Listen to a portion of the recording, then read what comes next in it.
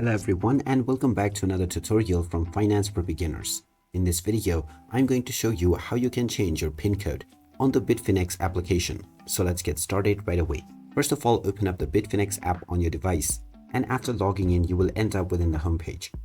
Now, if you wish to change your login PIN, tap on the account icon at the bottom right corner and then tap on Settings. Now, within the settings page, just go into Login Settings.